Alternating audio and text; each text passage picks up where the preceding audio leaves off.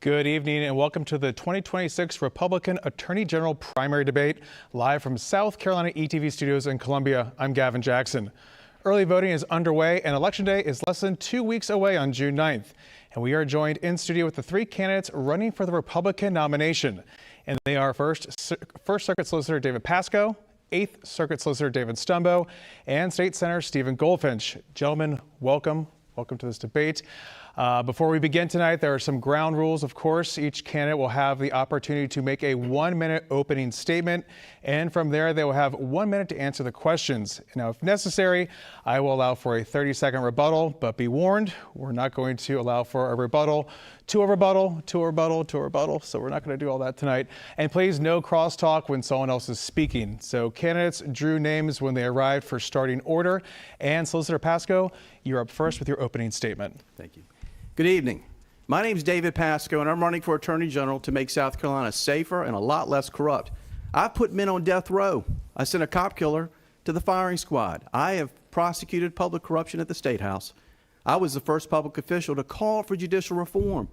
And I'm going to use that experience to lower crime in South Carolina, to combat illegal immigration, and very importantly, to protect our children better by seeking the death penalty for child rapists and increasing the conviction rate on child pornography cases.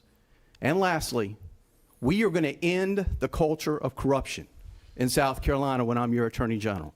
We have lawyer legislators making millions of dollars in no-bid contracts. I will fire them on day one. I will also establish a public corruption unit on day one that will make it impossible for public officials to profit from their position. The problem we have in South Carolina is toleration. And when I'm your Attorney General, the days of toleration are going to come to an end. Thank you, Solicitor. Solicitor Stumbo, your opening statement, please. Thank you. I'm David Stumbo, and as a over two decade prosecutor that has been fighting crime in South Carolina and a lifelong conservative Republican, I'm the right choice to be the next Attorney General for South Carolina Republicans on June the 9th. And I have fought internet predators as the first internet crimes against children prosecutor in South Carolina. I've prosecuted hundreds of murders, child molesters, domestic abusers, and drug traffickers as an assistant solicitor and the elected solicitor for the past 14 years in the 8th Judicial Circuit. I've been the supervisor for the statewide grand jury in the Attorney General's office, where I fought against public corruption and fraud and cartels that are bringing dangerous, deadly drugs into our state. That's history in criminal justice, why I have 19 sheriffs and 5 solicitors across South Carolina endorsing my candidacy, and I'm the right choice to be Attorney General. My wife and I have been proud conservative Republicans our entire life and raised our family that way, and that matters to issues that are important to Republicans in South Carolina. Thank you, Solicitor. Now we go to Senator Goldfinch. Good evening. My name is Stephen Goldfinch. And by the end of this program, I hope you'll see that I am the most qualified candidate to be the next Attorney General of South Carolina. That's because of my qualifications. I'm a veteran, a military prosecutor, a judge advocate general. I'm a conservative lawmaker, Republican lawmaker. I'm a businessman, an entrepreneur, and a family man, a father, a husband, and a son. As a military prosecutor, I prosecuted the worst of the worst cases, including those that would threaten our national security and our men and women in uniform. As a conservative lawmaker, I gave these guys, prosecutors, the ability to hold bad guys accountable and to deport criminal illegal immigrants. As a businessman and an entrepreneur, I've run multiple successful businesses here in South Carolina and fought the federal government every single step of the way. I've also had success in Republican primaries. I've had 5 of them, and I've won every single one. I would be honored to have your vote. My name is Stephen Goldfinch. I'd love to have your vote on June 9th. All right, thank you, Senator. We're going to go to Solicitor Stumbo for the first question. Solicitor, what is the top issue facing South Carolina's next Attorney General? We have to protect our children, Gavin. That is the most important issue, I believe, facing our state right now. I was the first internet crimes against children prosecutor that tried cases to a jury back over 20 years ago. And we've seen way too many internet predators and child molesters walk out the door with probation. We're going to fight that when I'm your Attorney General. We're going to make sure that they get prison sentences and go away for many, many years. That's the kind of experience I want to bring to this office. I would like to use that experience not only to protect our kids on the internet, but anywhere else where they're being exploited and abused by adults. in South Carolina. And I want to be the kind of attorney general that's going to go around the state to our sheriffs, to our solicitors, and ask them, what help do you need to help do your jobs better, to keep our kids safe and our families safe in South Carolina? Senator Goldfinch, what is the top issue facing South Carolina's next attorney general? I think it's either having a Gavin Newsom or a Kamala Harris as the next president of the United States. It's true, we have to first and foremost defend our citizenry to the best of our ability, to the utmost of the law. But ladies and gentlemen, South Carolina is facing an imminent threat from Washington, D.C. We face every single day overburdensome regulatory problems that our businesses and our citizens have to face in the form of really unhidden tax called inflation. That comes from the agency state. But if we wind up with a Gavin Newsom or a Kamala Harris, right now we've got a Donald Trump doing a great job, but if we wind up with a Gavin Newsom or a Kamala Harris, ladies and gentlemen, we have to have an attorney general that knows how to go to Washington, D.C. and how to fight that federal abusive, regulatory, oppressive regime that comes down from high. They are coming after us and after South Carolina. I'm the only one on this stage that knows how to fight Washington, D.C., have done it over and over again in my law practice, and I'd love to do it as your next attorney general. Thank you, Senator. Solicitor. Gavin, it is without a doubt both corruption and protecting our children better. We have a single-digit conviction rate in many counties throughout the state on child pornography cases on our children. That is unacceptable. I'm going to take the funding that we get, give it to those solicitors' offices, and prosecute those cases locally so we get much higher conviction rates. We have got to start seeking the death penalty for child rapists. We have the law on the books. Let's start seeking it like other states do, such as Florida and I believe Kentucky and others. The worst cases I've ever prosecuted are the ones where I've had to watch videos of 70-year-old men raping 6-year-old girls. I think we should let 12 jurors decide what their sentence should be in South Carolina. And finally, in my last 18 seconds, we have got to do something about the culture of corruption in South Carolina. Government officials, public officials profiting from their positions is unacceptable. And I'm going to stop that when I'm your Attorney General. Gotcha. Thank you.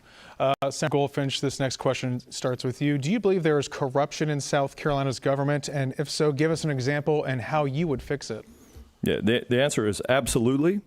My record reflects that I have sought out corruption at both the Republican and the Democrat level. In fact, we unfortunately just found an example of that in one of my opponent's backyards in Orangeburg just recently. The most glaring example, the easiest one to find, are legislators that have the ability to funnel money to themselves or to their nonprofits through the budget. So the answer is absolutely, and yes, I would root it out. Regardless of whether they're Republican or Democrat, my record shows that I have absolutely rooted those out, and I would be willing to prosecute them as Attorney General. And to go farther, we have corruption not just at the state level, but also at the county level and the local level. These folks oftentimes get above their heads, beyond what they're supposed to be doing within their offices. Money disappears. The Attorney General of South Carolina, it is incumbent upon him or her to get in these local places and to root out that corruption, even at the local level, not just at the state level. Thank you, Senator. Solicitor Pasco. Absolutely. I took down the 5 most powerful men at the State House, and corruption did not end when I did that. I wanted to go further, but the Supreme Court stopped me because they said I needed to be Attorney General. Well, I'm running for Attorney General to finish the job I started. Lawyer legislators, you're going to be fired on day one. Public corruption unit will be in place on day one, and we're going to investigate things such as when Senator Fernandez had the guts to stand up in the Senate and say that he had been offered up to $100,000 in campaign money if he'd vote against tort reform, and we're not investigating that. We will investigate it when I'm the Attorney General of South Carolina. We have got to end this culture of corruption. The toleration has got to end, because when we tolerate what we know to be wrong, we strike a blow against justice. That might be corruption in Orangeburg, as Senator Goldfinch said. But what is wrong about that is to lie and say that the solicitor's office was the pass-through for that money. I did not know anything about that funding. What I think is disgusting about it are the legislators and the friends of that representative who voted to send her millions of dollars. I don't get a little 30 seconds for rebuttal. Okay. Gavin, I was referenced. Do I get 30 seconds? Then I get to come on. I mean, if you felt like you were attacked there, I'll give you that 30 seconds there. I think I absolutely was. The Supreme Court stopped Mr. Pasco because it was a question, you answered it. Excuse me? It came to you to answer that question. You could address that. But go ahead. So. Me? Yes. Okay. The Supreme Court stopped him because he was engaged in a pay-to-play scheme where he took $352,000 from corporations right here in South Carolina in exchange for not prosecuting them. That's corruption, y'all. That's corruption. It's a pay-to-play scheme. It was called corporate integrity agreements. That's not the kind of leadership we need at the Attorney General's office when we get into pay-to-play schemes not to prosecute people. Solicitor Pasco. The $352,000 went to the state of South Carolina because the statute of limitations had run on all those companies. I wasn't going to be able to prosecute those companies, and the Supreme Court reiterated that in 2021. The only thing to do was enter the corporate integrity agreements. And if Mr. Goldfinch had any prosecutorial experience, he would know that. Gotcha. We're going to go to Solicitor Stumbo for that question about if you believe there's corruption in the state government and how you would fix it. Absolutely, and there is, and as I was the chief prosecutor of the statewide grand jury back in 2011 and 12, we had a number of cases where we had local governments that were committing fraud, and I prosecuted those cases. Just most recently, we've been involved assisting SLED in an investigation in my own circuit. So we see these things locally too, and typically when there's a SLED investigation, us as circuit solicitors have to get involved and review those. And what we need to make sure we do as prosecutors is give law enforcement every tool they need in public corruption cases, just like any crime. Make sure they have the tools they need to get records, help them write search warrants, get court orders for the records they need to look at the cases. And when there's evidence uncovered that there's been crimes committed, we have to go after it and we have to prosecute it. And so we need to treat public corruption cases, Gavin, exactly like we do murders and other types of cases. We go where the facts and evidence lead without theatrics. Gotcha. Question 3, we start with you, Solicitor Pasco. After an investigation, the State Inspector General found mismanagement in the State Treasurer's office. The IG said, quote, whether these instances rise to the level of misconduct is beyond the scope of its purview and analysis and requires a secondary level of review by the appropriate law enforcement or prosecuting authority, quote. Treasurer Curtis Loftus said, quote, the Inspector General report confirms an important truth. There was no finding of fraud, theft, personal enrichment, criminal misconduct, or malfeasance by me or my office, quote. Have you read the report? If you were Attorney General, would you open an investigation based on the report? And do you believe that there's misconduct here? I have read the report, and there is nothing in that report that outlines any misconduct on the part of Treasurer Loftus. I think he has been defamed by certain members of the legislature. I would certainly open up an investigation if there's more evidence than what was in that report. But if anything, that report exonerates Treasurer Loftus. I read it very carefully because I was very interested to see if there was some corruption there. Mere negligence is not corruption, and you shouldn't be defaming someone and calling them corrupt when they aren't corrupt. So, yes, I have read the report. I did not read anything in there that was criminal at all with regards to Treasurer Loftus's behavior or his office's behavior. Solicitor Stumbo. Yes, I have not read the full report, Gavin, but from what I have read and the understanding I have is there's not criminal behavior there. But of course, until I review the full report, I can't really give an advisory opinion necessarily on that. But ultimately, if I were the Attorney General and if I were referred that report for or review to see if there was evidence of a crime, we would certainly do that and make sure that we do our jobs professionally without any political motivation and make sure that the right thing is done and the just thing is done. Certainly, there's other areas, though, we see waste in government. I mean, right now we have Medicaid fraud run amok, and we just last year uncovered a tremendous amount of Medicaid fraud where we had people making over had $1 billion in the bank that were actually on our Medicaid rolls, which is unacceptable. And so we have to start using the tools we have available with modern technology to make sure that millionaires and others aren't defrauding the Medicaid system, and those that are deserving of it are on those rolls. Thank you. Senator Goldfinch? Yeah, unfortunately, this is just another example of David Pasco not willing to look in the mirror and accept the truth. You know, we're in a situation here where Mr. Pasco has only prosecuted only prosecuted Republicans while he was a Democrat last year and prior to that. And now that he's switched to Republican Party, he's not interested in looking at Republicans. Look, Curtis Loftus was my friend. I like Curtis Loftus as a person. But ladies and gentlemen, regardless of whether or not he's a Republican or a Democrat, you have to have an Attorney General that's willing to at least look at the facts. And I can tell you, He hasn't looked at the facts. What he said about the report is just not true. I read the report from front to back, and I can tell you there's a reason why the Inspector General of South Carolina turned it over to the U.S. Attorney's Office and to the SLED of the State Law Enforcement Division of South Carolina, because he thought there may be criminal activity there. Maybe there's not. I hope there's not. But he did turn it over to SLED and the U.S. Attorney's Office, and we, as Attorney General candidates, have to keep an open mind about that. Solicitor Pasco, you get a 30-second rebuttal. I have read the report, and this is why Mr. Goldfinch cannot be Attorney General. He is dangerous. You don't get to go out there and just defame somebody to make political points like he did. And by the way, not take out Democrats, ask Representative Marvin Pendarvis why he's under indictment and no longer in office. I don't care if you're a Republican or a Democrat. I will take you out if you're corrupt. And if Curtis Loftus was corrupt, I would stand here today and tell you he was corrupt and that I would be taking him out.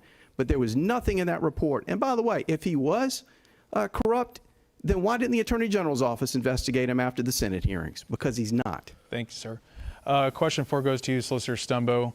Former Spartanburg County Sheriff Chuck Wright is at least the 15th sheriff in South Carolina's 46 counties to face charges in the past 25 years, according to the Associated Press. Last year, he pled guilty to stealing money from the force's benevolence fund and taking pain pills that were supposed to be destroyed. The Attorney General can initiate investigations into allegations of public corruption or misconduct in office. But what more would you do to ensure that sheriffs who operate as autonomous state constitutional officers uphold their oath of office? Well, we need to make sure that when the evidence is brought to light of such things, that we go after it.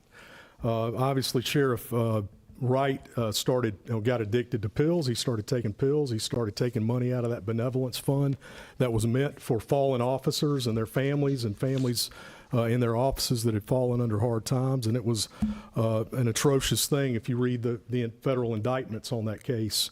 What he did. And so one thing we need to make sure we do, though, is we work very closely with not just our state partners, but our federal partners. And in that case, I know the partnership between the U.S. Attorney's Office and the 10th Circuit solicitor who ultimately handled that case was hand in glove. They worked together. SLED worked very closely with the FBI. And they made sure that justice was done, the charges were brought. And I know he still hasn't faced his sentencing yet, but he stands convicted today of his crimes. Sarah Goldfinch. Yes, absolutely. The Attorney General's office has a place in investigating and making sure that sheriffs of South Carolina are held accountable. That's the bottom line. It goes back to the general theme of my campaign. It doesn't matter whether you're Republican or whether you're Democrat. The Attorney General has to apply the law equally across South Carolinians, Republican or Democrat. My opponent has not been willing to do that ever. And by the way, Marvin Pendarvis was federally indicted. I appreciate you taking credit for that. But that's just not true. This is a common theme that we see with David Pasco, not willing to tell the truth. In fact, I just saw an ad today where he put his hand on the Bible and said, I'll put my hand on the Bible and swear that I've never supported a Democrat president. And then there's a video right after that that shows him saying, I walk doors for Joe Biden. You don't have to ask for my endorsement, Joe, you've got it. And then he put a quote in the paper that Joe Biden was one of the best men he ever knew, and he hoped his sons emulated their life after him. Ladies and gentlemen, this is not a guy we can trust. Solicitor Pasco. So Stephen Goldfinch, the senator with the lowest conservative voting record of any Republican in the Senate, lower than Democratic gubernatorial candidate Jermaine Johnson, is attacking me. By the way, Mr. Goldfinch, go Google it, Pasco Pendarvis. The investigation was conducted because I called for the investigation. Nobody else did it, including you or any other solicitor. To get to the heart of the question, though, absolutely the Attorney General has a duty to investigate those sheriffs. And one thing I think we should have done in the Chuck Wright case is not dismiss his state charges and just go forward on the federal charges. I think that could cause a hornet's nest or a problem down the road. I wish we had done what we did in Murdaugh, which is go forward on both the federal and state charges. And that's what I think we need to do on all public officials when possible, such as sheriffs and others, because it sends a message, first of all, that corruption will not be tolerated in South Carolina. And secondly, if something happens with that federal charge, he'll still have state charges. Gotcha. Sarah Goldfinch, you want to respond to that? Yeah, I mean, speaking of Murdaugh, I mean, this is just laughable, y'all. There he goes again. We're talking about a guy whose best friend is Dick Harpootlian, the defense attorney for Alec Murdaugh. We're talking about a guy whose great friend is Jim Griffin, the other defense attorney for Alec Murdaugh, in, by the way, one of the most corrupt counties that we have. Ladies and gentlemen, this is just not a guy we can trust. I hope you're beginning to see that. Okay. So I get to, yeah, thank you. Dick Harpootlian, who Mr. Goldfinch called back in last February asking for his support. Dick Harpootlian, of all people, has a higher conservative voting record than Rhino Stephen Goldfinch. I mean, you can't make this up. This guy is not qualified to be Attorney General. And as Curtis Loftus found out and other public officials, he's incapable of telling the truth. All he likes to do is defame people. He has no prosecutorial experience other than when he was indicted for harvesting stem cells. He is not qualified to be Attorney General. All right, y'all are making me break my own rule here, but we're going to move on to question number 5. And Senator Goldfinch, it starts with you. Attracting and retaining prosecutors and attorneys across the state is difficult. In fact, from July 2023 to July 2026, 65 attorneys were added within the 16 judicial circuits. That was a bit below the goal. That's according to the Commission on Prosecution Coordination. But there's also a need to recruit and retain within the Attorney General's office, where according to this year's budget request, the turnover rate was 21% for 2025, and 100% of the attorneys' salaries fall below market value. How do you fix this as the next Attorney General?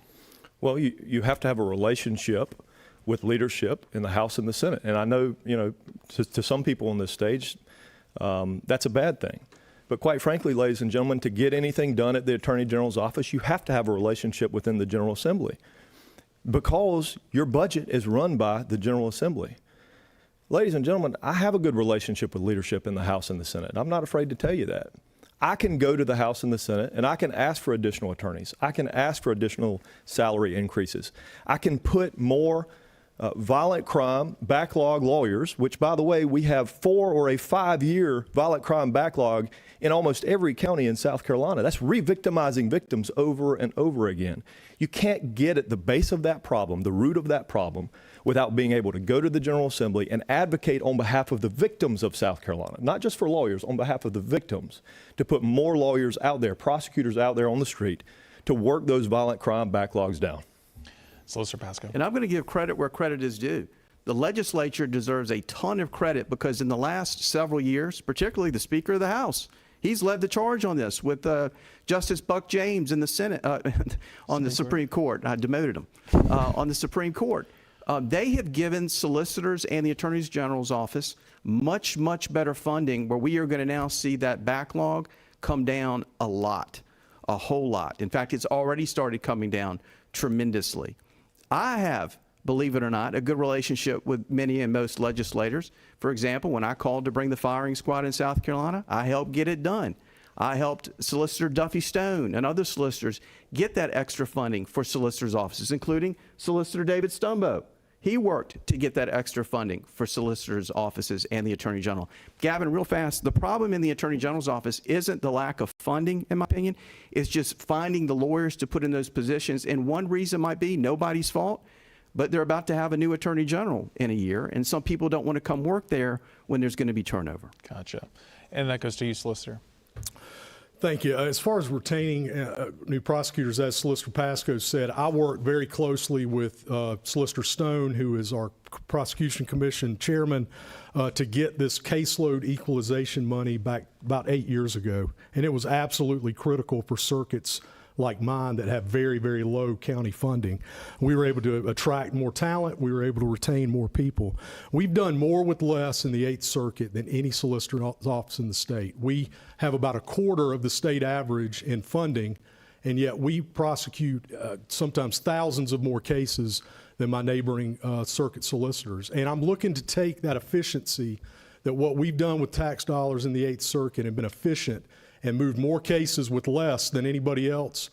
We have a lower backlog of murder cases than almost anywhere in the state as well. And I'm going to take that mindset to the AG's office. And as an in-the-trenches prosecutor for over 20 years, I'm going to lead that effort at the AG's office to keep good lawyers, retain good lawyers, and keep them. Solicitor Pasco, you start off this next question. The Department of Justice in April moved state-licensed medical marijuana and FDA-approved marijuana products from Schedule 1 to Schedule 3 controlled substances. South Carolina does not have medical marijuana, but this federal update could revive legislation that's been stuck in the State House for years after being opposed by law enforcement.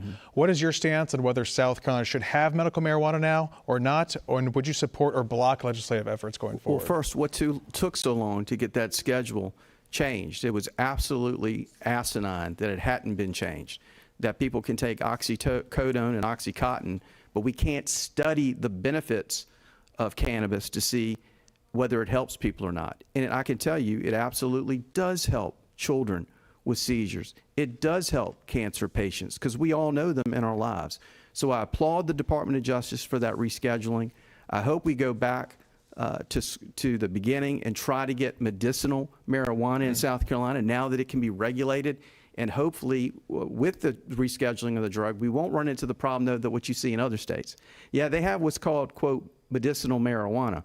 But in some of these states, it appears that the people that are getting most of the prescriptions are white males between the ages of 18 and 22. So we don't need that in South Carolina, and I think we'll now be able to avoid that with the rescheduling of the drug. Solicitor Stumbo. Thank you. I am not in favor of medical marijuana, and here's why. We passed an industrial hemp statute a number of years back that already allows people to use the health benefits of the hemp plant, CBD oils and other things, products that are made from CBD oils to improve health. And we don't need the psychoactive component, the THC involved here. And the reason why, I'll tell you this, and we need to make sure that we don't put our law enforcement officers that are pulling people over on the side of the road in bad positions. Right now, we don't even have an impairment level for THC in South Carolina for a DUI. And so before we even think about legalizing marijuana for medical use or recreational use, we better fix that. But ultimately, I think what's happened, the experiments out in Colorado and other states that have done this, again, it's males between the age of 18 and 35 that are using it. And they're not using it for medical purposes. So I believe the medical marijuana bill now is just a Trojan horse for recreational use, and I would oppose it. Gotcha. Senator Goldfinch. Yeah, thank you for the question. It's a thought, it deserves a thoughtful answer. I wish we could do it in more than a minute. But I think it's a moot point. And I think it's a moot point because the Federal Farm Bill 2018 essentially gave everybody the authority to introduce THC. Now, the way that it was written was dry weight, but science came a long ways and people learned how to distill the stuff and concentrate the stuff. And marijuana, THC, the active ingredient in THC, is now legal in South Carolina. It is sold in almost every corner convenience store. Y'all have seen it in the stores. It's in the little cans. It is everywhere. And everybody is using the stuff. So to go back and to say, we don't have marijuana, we shouldn't have a medical marijuana bill, whatever your position is, honestly, I think it's a moot point at this point because it is ubiquitous in South Carolina, and it's a real problem, especially the stuff that's unregulated. It needs to be regulated, and we did pass DUI reform this year, by the way, to include marijuana in that bill. The next question goes to Solicitor Stumbo. How would you work with federal immigration officials when it comes to any potential operations or sweeps of illegal immigrants? And would you uphold the rights of deferred action for childhood arrivals program or DACA recipients, migrants with valid status, green card holders, asylum seekers, and naturalized citizens, and others who are legally going through the citizenship process? That's a great question, Gavin. And what we don't need in South Carolina is what happened in Minnesota several months ago, where there were state and local officials, from their governor to their attorney general, all the way down to city government, that was standing in the way and actively obstructing and encouraging protesters to obstruct the ICE officers from doing their job. And that will 100% not happen in this state under my watch as Attorney General. We're going to use our state and local law enforcement to assist federal law enforcement to do their jobs, to enforce immigration laws. And certainly, one of the things we really need to look at is making sure we have all our sheriffs on the 287G program, so when those that are arrested and committing crimes that are here illegally come into our local jails, that local law enforcement is deputized essentially to act as immigration officials. But we need to be working hand in glove. SLED has an immigration unit and has investigators already working. And I've worked with them on investigations in the past, and I will continue to do so as the next Attorney General. Senator Goldfinch. Yeah, the bottom line, y'all, is if you're illegally in South Carolina, you're breaking the law. You're breaking the law.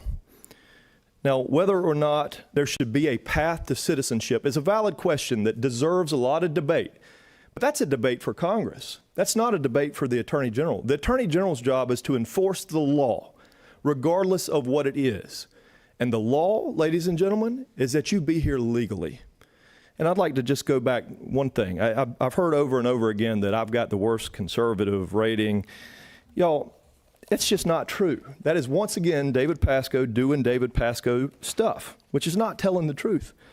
I've got one of the highest Second Amendment ratings in the General Assembly. I was endorsed by the NRA, not some countywide gun-toting folks. This is the NRA, the National Rifle Association. I was deemed a taxpayer hero for my votes on taxes and keeping them low. And on anti-abortion, pro-life measures, I've been endorsed by the Palmetto Family Council and the South Carolina Citizens for Life, the two biggest anti-abortion, pro-life organizations in South Carolina. Thank you, Senator. Solicitor Pasco, the question about immigration. Quickly, go to for Growth, and you can compare who the Republicans are with the lowest conservative voting record and the Democrats that actually have higher ratings than those people that voted for pro-choice judges. On illegal immigration, I'm going to steal almost everything that my good friend David Stumbo said, but I want to add to that because I have a plan on how we can help ICE decide whether to deport these illegal immigrants. What we need to start doing is when they get arrested on minor charges, might be domestic violence, which isn't minor to me, but they get low bonds and then they get let out. We're going to start sending prosecutors to the bond hearings for illegal immigrants, ask that they get much higher bonds so they stay in jail so ICE can determine whether they need to be deported or not. So we don't have the murder of a beautiful mother of two like we had in Lancaster County just last year. The other thing I'm going to do as Attorney General is I'm going to work with the legislature on a new Illegal Immigration Reform Act. We had one back in 2012. We need to bring one now in 2027. Thank you. Senator Goldfinch, this next question starts with you. Judges in South Carolina do not have sentencing guidelines to follow. Rather, they use their discretion and the penalties that are on the books.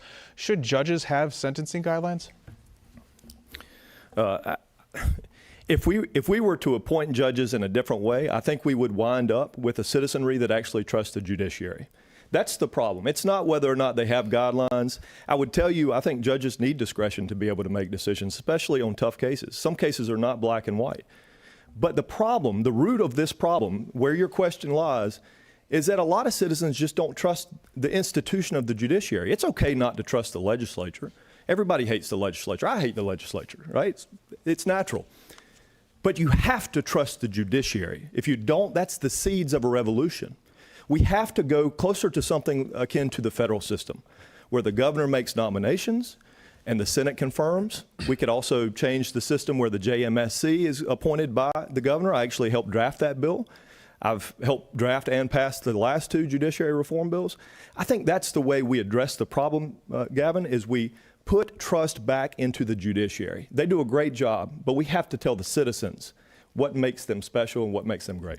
Thank you. Solicitor Pasco. Mr. Goldfinch is right. We have to put trust back in the judiciary, which we do not have. And there's a reason why people don't have trust in the judiciary. But first, let me get to answer the question directly. I believe the judges do need a lot of discretion, but I do think it would be very helpful to have guidelines established for those judges to follow if they decide to follow those guidelines and see what other judges are doing. But this is why, going back to the trust with the judiciary, I have had judges call me, plural, and tell me that they are being threatened by lawyer legislators that if they don't do something with their case, they will lose their job. That is not an independent judiciary. We have to have an independent judiciary by getting the legislators off of the Judicial Merit Selection Committee and having other ways to reelect judges, such as the Missouri plan. That's the only way that we're going to restore trust in our judiciary.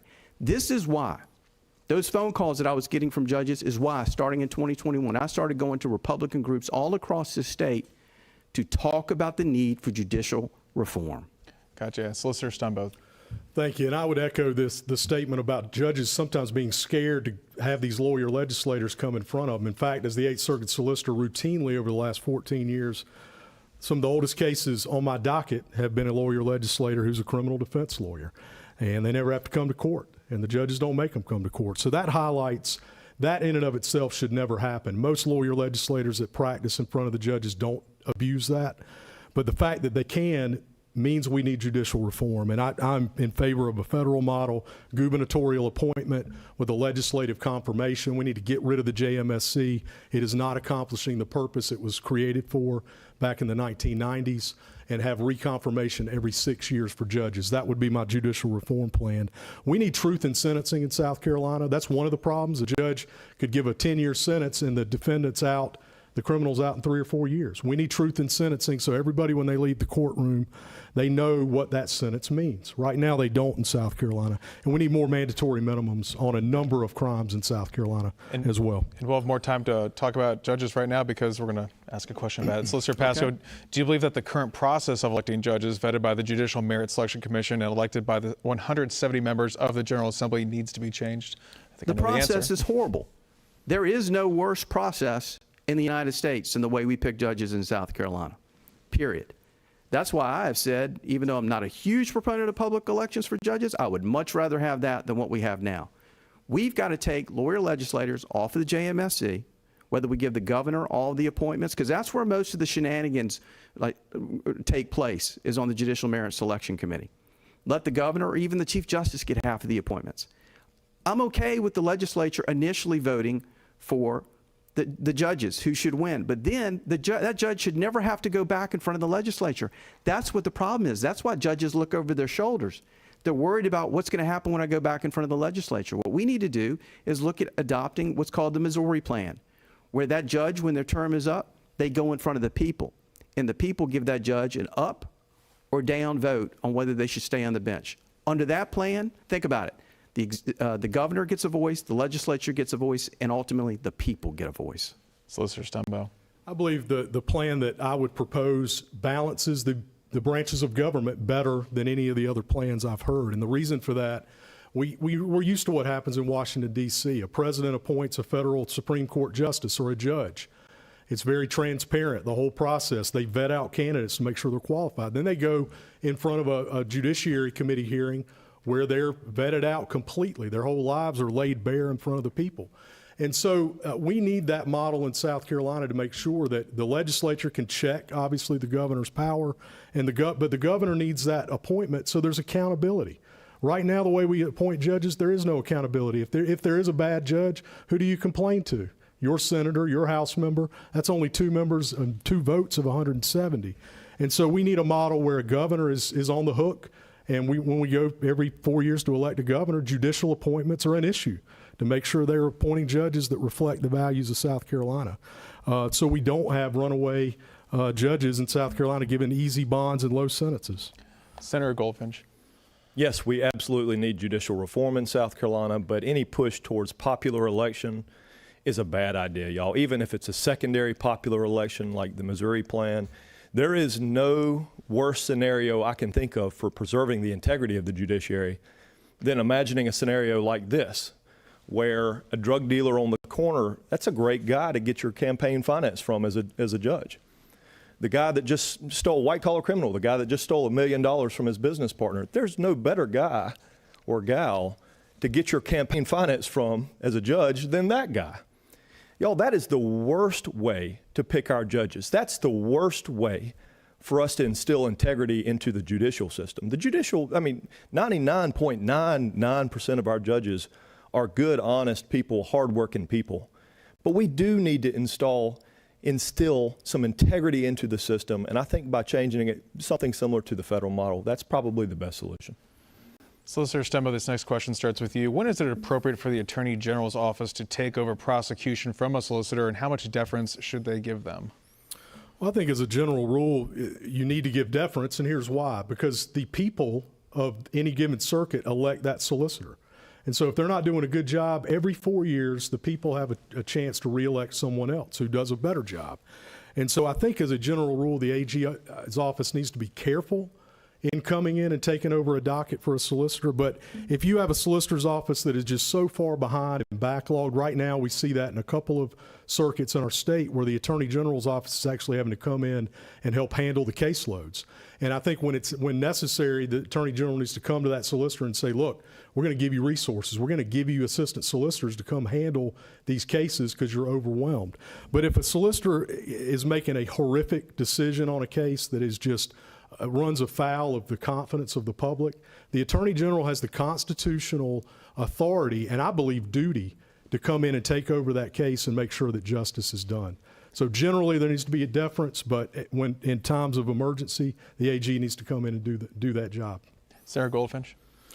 Generally, there does need to be a deference, but there certainly is a time where the Attorney General, it's incumbent upon the Attorney General to jump in. I mentioned earlier, there's a 4 to 5 year backlog of violent crime across this state, y'all. It is a real problem, especially in places like Orangeburg. I mean, Orangeburg has got one of the highest rates of violent crime backlogs in the entire state. You contrast that with Horry County, Solicitor Jimmy Richardson in the 15th Circuit. 20 million cars come to Horry County, Myrtle Beach, every single year. Those people are coming in mass to Horry County. And Jimmy Richardson has got the lowest violent crime backlog in the state at 300 cases. Orangeburg's got 750. That's not a problem with finance. That's not a problem with funding. That's not a problem with anything other than leadership. Solicitor Pasco. We told Stephen Goldfinch weeks ago at a debate that those numbers he was using were not wrong. And I looked them up.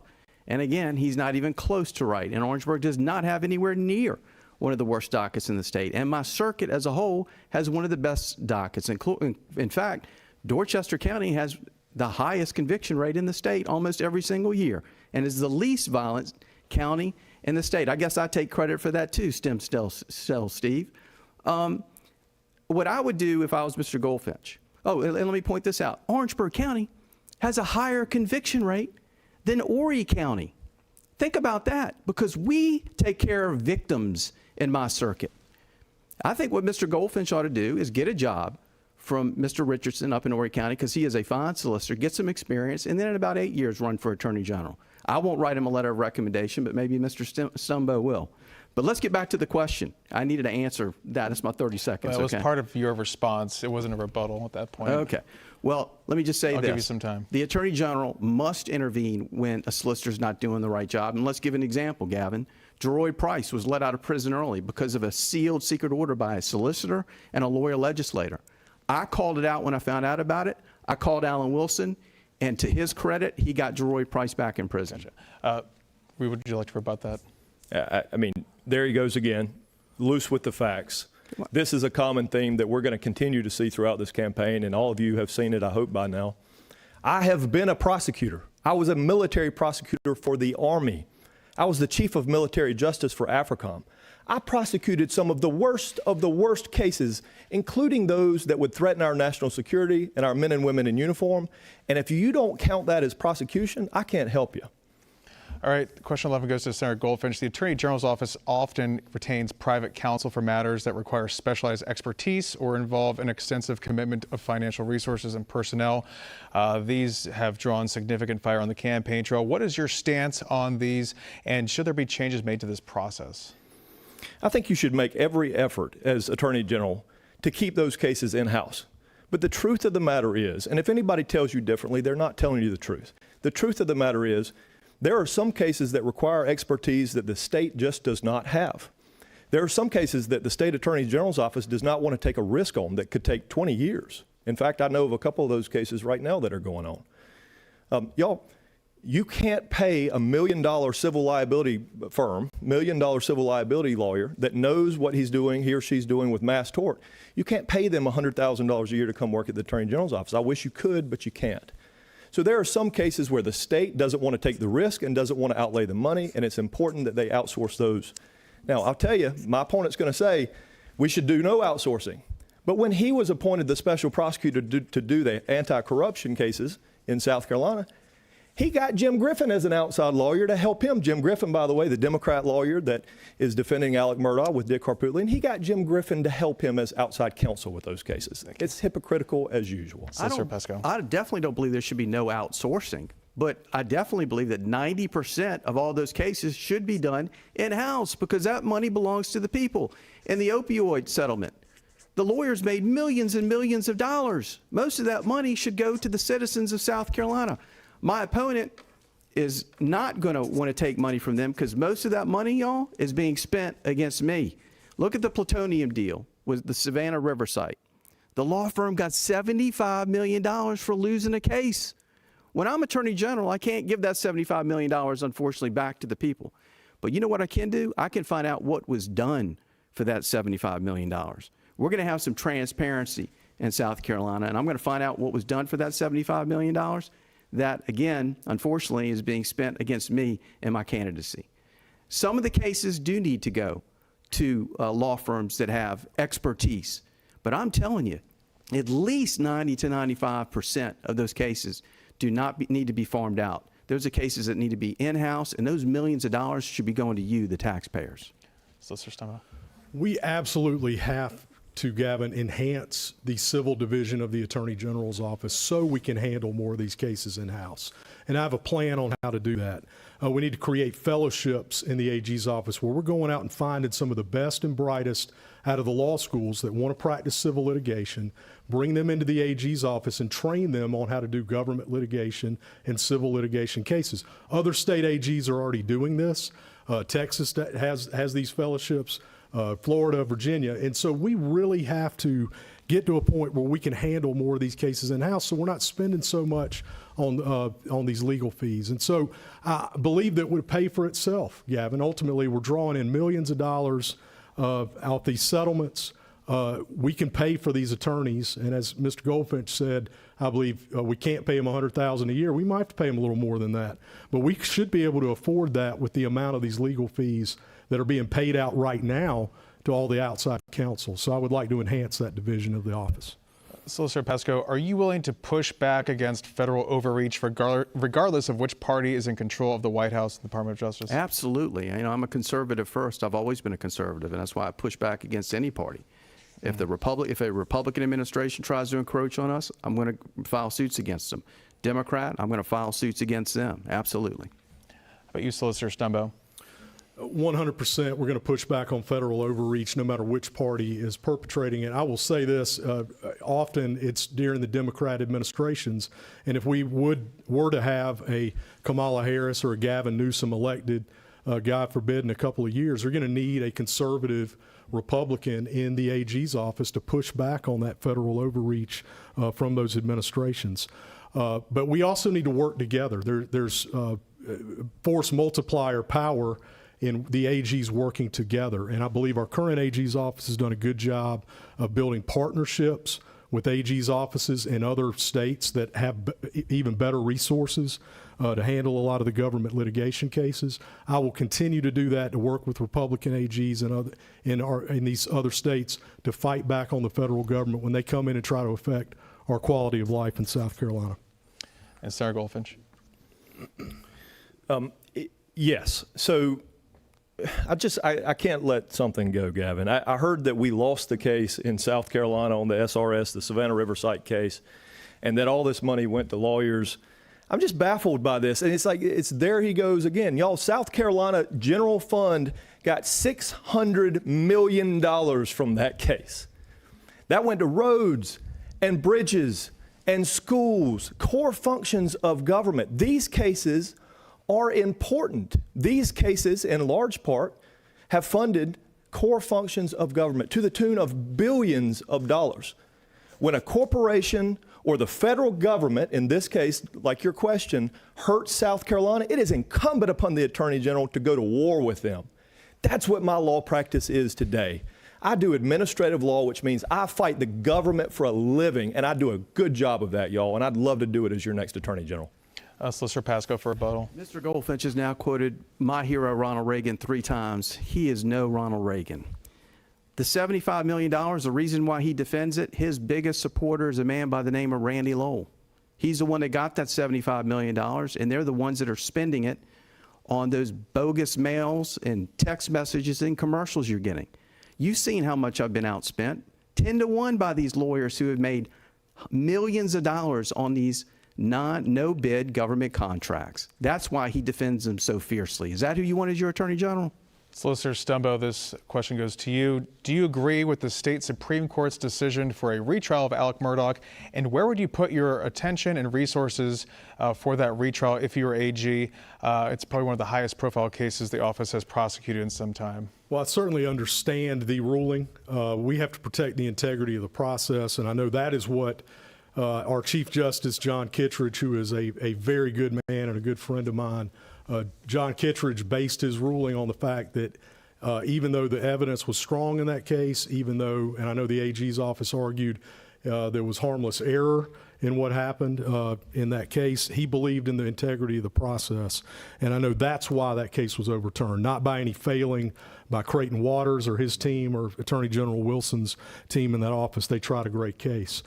I can tell you this, though. I don't need a tutorial on how to try a murder case. I've done dozens of them throughout my career, and I'll be ready to walk into that office and try the Murdaugh case on day one. That case is no different than any other murder case I've prosecuted throughout my career, except there's a lot more TV cameras in the courtroom, and I'm ready to try that case. I don't need a lesson on how to try a murder case. I'll be ready to handle it as the next AG. Senator Goldfinch. Yeah, we absolutely have to try the Murdaugh case again. We, as South Carolina, as the Attorney General of South Carolina, it is incumbent upon us to seek justice at any cost for victims. That is our job. That is our solemn duty, is to seek justice. And as your next Attorney General, we will pursue that case as zealously as any other case on behalf of the victims, whether they're still with us or not. And by the way, yes, there he goes again. Ladies and gentlemen, the guy that says that I'm supported by lawyers shook hands with me and said he would drop out of the race if he had received more trial lawyer money than I had. Ladies and gentlemen, we've proved it empirically over and over and over again. This man has received money from Dick Harpootlian, the chairman of the Democrat Party for over a decade. His biggest supporter, his next biggest supporter, Morgan & Morgan, the largest trial lawyers in the nation. This is laughable. This is a fraud. This is a farce. And don't put up with it. Solicitor Pascal. Gavin, I need more than a minute. Well, this is debate strategy. Yeah, I know. So give me a little bit more than a minute. But let's start backwards. Morgan & Morgan. They threw me a fundraiser because I know one of the senior partners raised me $25,000. Stem Cell Steve walks in their office and asks them for hundreds of thousands of dollars into his independent expenditure. I want to know how much money of that $75 million Randy Lowell has put into his independent expenditure. The money from the trial lawyers, y'all aren't stupid. Republican voters are smart. You see I'm being outspent 10 to 1 by the trial lawyers, lawyer legislators, and all of Mr. Goldfinch's friends that he's going to try to protect. The Murdaugh case. It absolutely needs to be retried. Like David Stumbo, and unlike Mr. Goldfinch, who's never tried a murder case, doesn't even know the elements of murder, I'll bet you, David Stumbo and I can go in there and try it in our sleep. It is substantial evidence in that case. It needs to be retried. And I'll be honest with you, I actually applaud the Attorney General's office when they say they want to try to get to it in 2026. I think Mr. Stumbo would agree with me. There's no reason why they can't maybe get to it in 2026 if the judge will allow it, because the transcripts are already done, and retrying cases after appeals is very common. All right, Senator Goldfinch. Yeah, rebuttal. quick rebuttal. Y'all, the reason that this is nonsense, look, we're all running for Attorney General. All of us have received money from lawyers because we're running for Attorney General. The difference between me and my opponent is the lawyers that have supported me are Republican lawyers. The lawyers that have supported David Pasco, Dick Harpootlian, Jim Griffin, Morgan & Morgan are the biggest of big trial lawyer, Democrat trial lawyers South Carolina has ever seen. Judge him by the company he keeps. Gavin, Bart Daniel is the biggest Republican lawyer in the state. He has raised me more money than anybody in the state of South Carolina, a Republican. And again, he's been trying to get money from Dick Harpootlian. We got limited time here, and he rebutting your rebuttal. Thank you. This is probably the last question here, and Senator Goldfinch, it starts with you. Attorney General Alan Wilson was first elected in 2010, and every 4 years since then. It would be a total of 16 years serving as AG for South Carolina. Where do you stand on term limits, and would you self-impose any?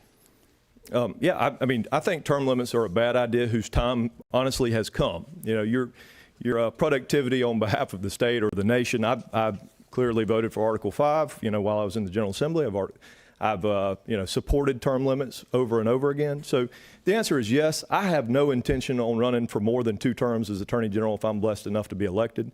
So the answer very clearly, Gavin, is yeah, I support term limits. Should the General Assembly enact them as a law, that's up to the General Assembly. But I have no intention on running more than 8 years. Solicitor. I absolutely believe in term limits. And as you can see, I do not make friends very well. I'm running for Attorney General not to make friends. I'm running for Attorney General to clean this state up. And I'm the only one that has an anti-corruption platform. I'm going to end the culture of corruption in South Carolina by doing the things that I've already told you that I'm going to do. I'm fed up with the corruption in South Carolina. I will not run for any other office. For too long nationally, and this is not to castigate anybody, it's true, AG has stood for aspiring governor. I will not run for any other office. When I am done being Attorney General, I'm not even going into private practice. I'm going to clean this state up. We're going to protect our children better, and we're going to get crime down in this state where we're not in the top 10 anymore. Those are the things that I'm going to focus on as your Attorney General. All right, Solicitor Stumbo. On the term limit question, I know I can get this job done in 2 terms or less, and that's my plan. I don't plan on running more than 2 terms for AG. And of course, I would agree that's the legislature's job if they want to impose term limits. I think there's good reasons for that. I think there's good reasons for not doing that. There's times where you need the institutional knowledge of somebody that can, especially in the criminal justice arena, that knows what they're doing. You need somebody who knows what they're doing for any given job. So I think there needs to be reasonable term limits, but that's a policy decision. My plan is to accomplish the goal of leading the state in the right direction, fighting crime, keeping our kids safe, protecting our elections in South Carolina, protecting parental rights, protecting our citizens' right to bear arms under the Second Amendment, protecting our religious liberty. And I plan to do all of those things and stand with our citizens to keep our families safe and stand with our law enforcement agencies and do that in 2 terms. Mm-hmm. We have time just for a really quick question, 20 seconds each. We'll start with you, Solicitor Pasco. The Attorney General is the head of the Human Trafficking Task Force. What more needs to be done to bolster this important group in fighting this problem? 20 We've seconds. got to be much more proactive. Human trafficking is, everybody thinks it's just on 95-26-301. One of the worst spots is in Greenville, South Carolina. Also, of course, down in the Low Country, down in Hilton Head. We've got the funding. Again, I applaud the legislature. You've done a great job of funding it. We got to put the task forces together, work with law enforcement, and we got to wipe this problem out in South Carolina. We just have to be more proactive. The problem's not worse in Greenville. I'll tell you why the numbers are higher there, because they're actually doing undercover stings, and they're making cases in Greenville.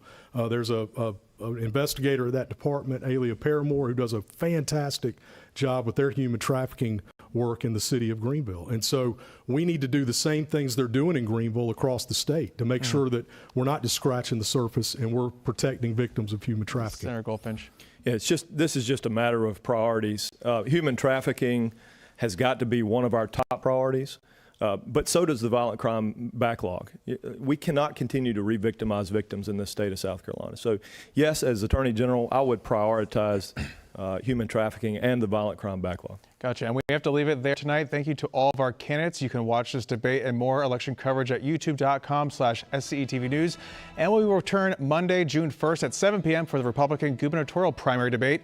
And we'll carry that on South Carolina Public Radio and our social media platforms. I'm Gavin Jackson. For all of us here at South Carolina ETV and Public Radio, thanks for tuning in and good night.